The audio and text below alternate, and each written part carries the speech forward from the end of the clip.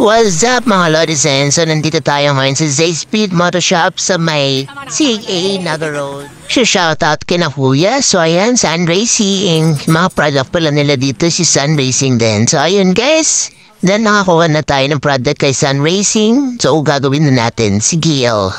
So ayan, thank you Sun Racing. So ayan guys, sinumpisahan na natin magbukas ng crankcase. Let's go! So ayan, may maintenance na natin si Gil. Let's do this!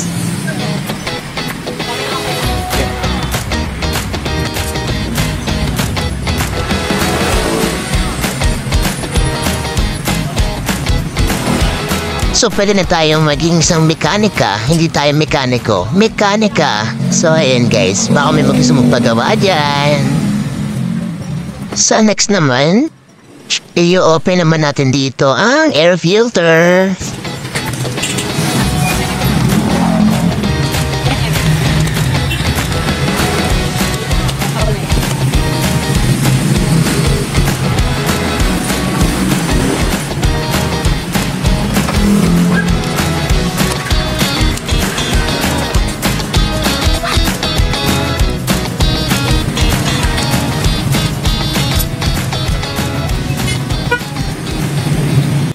So yan guys, tatanggalin natin dito yung crankcase. So check natin yung air filter natin dyan. So okay pa naman yung air filter natin, linisin na lang natin ng konti.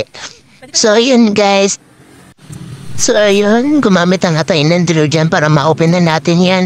So yan, dahan-dahan lang ginawa ko dyan. So gumamit ako ng basahan kasi may init pa nga. So una natin tinanggal dyan yung clutch belt, tapos yung clutch one way, and then yung washer. Sumunod nga is yung drive piece, so dahan-dahan lang. So ayan. Tapos niremove na natin dyan yung belt. Tapos tatanggalin na rin natin dyan yung torque drive kasama yung clutch lining natin. Tinanggal din natin dyan yung uli natin kasama yung mga bola at saka yung backplate tsaka yung slider. So yun.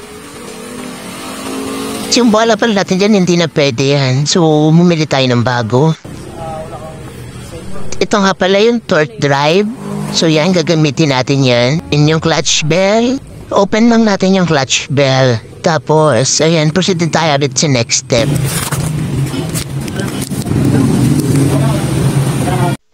So, bali, bumili na lang tayo ng bola. So, yung bola natin ay Sun Racing din. So, ayan, wala pa tayong CVT set, kaya doon muna tayo sa stock yung gagamitin natin. So, yun guys. Inunti-unti ko na nga pala pagbalik dyan yung binaklas ko kanina. Yan, inuna ko yung pulley. So, yun, minove natin yung bushing kasi medyo nakaangat ng konti. Tinulungan pala ko dyan ni Papa Jeron na ilock yung torque drive tsaka yung clutch lining natin. Yung torque drive natin is yung stock po din, pero yung clutch lining natin is yung Sun Racing na bago. So yung pati clutch bell, inilagay na natin. So ayan, Sun Racing din yung clutch bell natin. Sunod is itong belt. Yan. Kailangan mo i-push yung torque para may pasalpak mo yung belt.